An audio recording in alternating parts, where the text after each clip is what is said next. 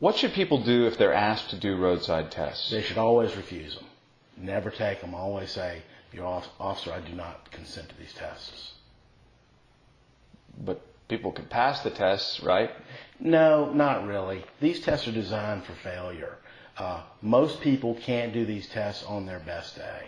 It's not really a sign of impairment. It's a sign of how complicated these tests are. If the officer changes a few things in the test, it makes it even more impossible. But most people will never pass these tests no matter what. Are there any kind of studies to support this? Absolutely. One of the validation studies showed that 93% of the people who had a BAC, blood alcohol content of 0.04 were arrested in the study by the police officers. 0.04 is sober. 0.04 sober. The problem was when officers smell alcohol, they have an internal bias to fail you on the test. So if you've been drinking and they smell alcohol, they're going to fail you on this test. What do you mean by bias? People have biases. They see what they expect to see.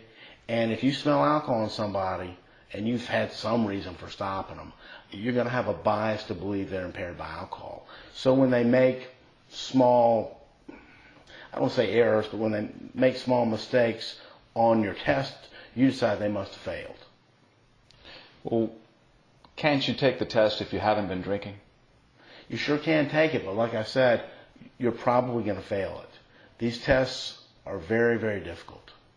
So always, under every circumstance, decline these tests. Always refuse them. You have no obligation whatsoever to prove you're innocent. And that's where people get caught up. They're trying to prove that they're innocent by doing roadside agility tests.